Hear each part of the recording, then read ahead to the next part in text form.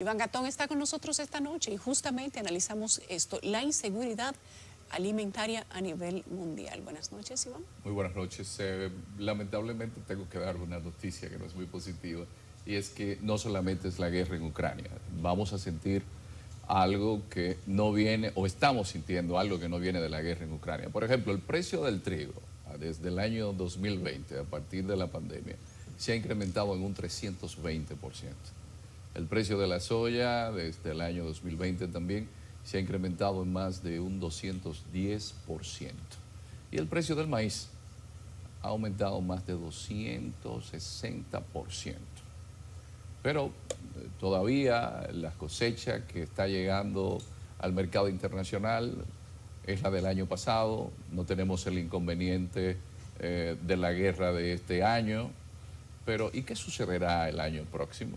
Bueno, el reporte que estábamos viendo se refería a América Latina. América Latina va a ser muy golpeada, sobre todo el Triángulo Norte, Guatemala, El Salvador, Honduras, que tienen poca producción alimenticia, pero también todo lo que es el Caribe. El Caribe es un importador neto de alimentos, estamos hablando que debe importar sobre los 8.000 millones de dólares. En estos espacios no olvidemos que todavía las sociedades latinoamericanas siguen siendo las más desiguales del planeta y que a pesar de producir una gran cantidad de alimentos, la mayoría no llegan a la población. Si le sumamos, por ejemplo, al tema alimenticio ahora, que Rusia es quien abastece gran parte del mercado mundial de los fertilizantes y que países como Brasil ahora se ven afectados y se ve todo el mundo afectado. ¿Qué sucederá entonces con el precio de los alimentos? Pero estamos olvidando que se necesita gasoil para mover los tractores que van a arar la tierra, que se necesita gas natural, que Rusia es el mayor productor mundial, para utilizarlo en la industria también de los fertilizantes. Pero algo que debe llamarnos la atención, y es que hay países que según ustedes han podido ir viendo en los últimos años, están sufriendo de una seria inseguridad alimentaria. ¿Qué va a pasar, por ejemplo, con Yemen? ¿Qué va a suceder con la mayoría de los países del África subsahariana?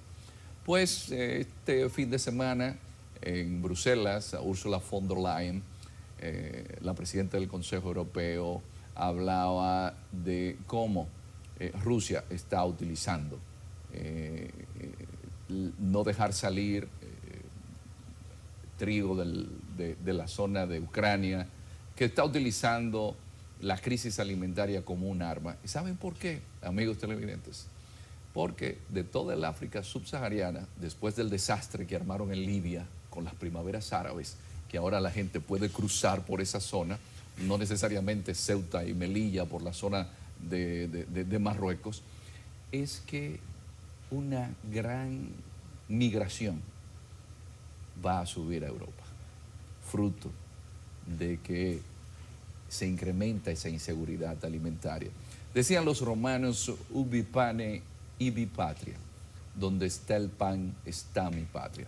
Pero ubiquémonos, como habla Jen Siegler en un trabajo sobre la geopolítica del hambre, en un contexto más cercano.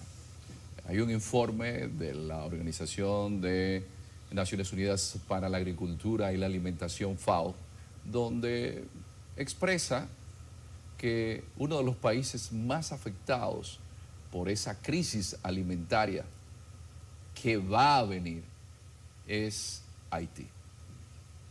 Tenemos entonces que tomar en consideración que si donde está el pan está la patria y los haitianos tienen la situación caótica de inestabilidad política y la situación de seguridad, ¿hacia dónde irán los haitianos cuando la crisis alimentaria se agudice?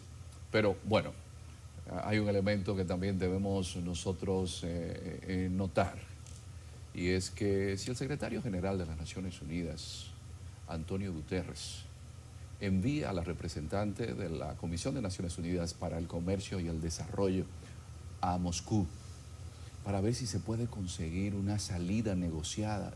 Y ella va entonces a Washington.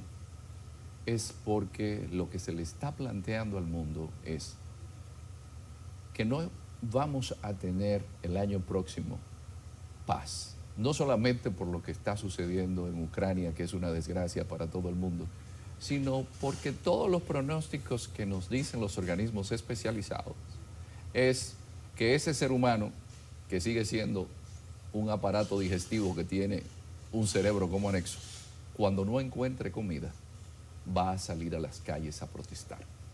Y esta crisis alimentaria podría socavar las bases que le permitan a muchos gobiernos poder mantenerse.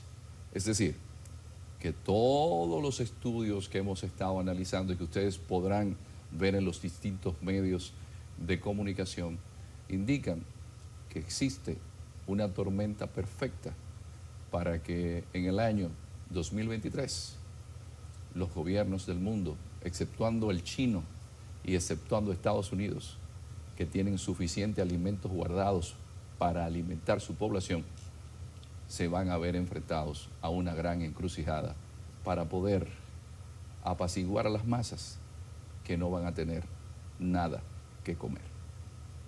Y eso sí que se puede poner difícil, profesor Gatón. Ojalá, hoy por ahí, de más sanciones para Rusia, ¿eso no nos podría poner la situación más difícil todavía al resto del hemisferio?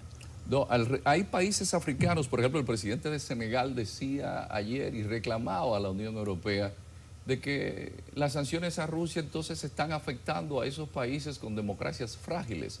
JP Morgan decía hoy que de seguir las sanciones a Rusia, el año próximo vamos a tener el barril del petróleo a $120. Ay, ya, y eso lo impacta todo. Profesor Gatón, gracias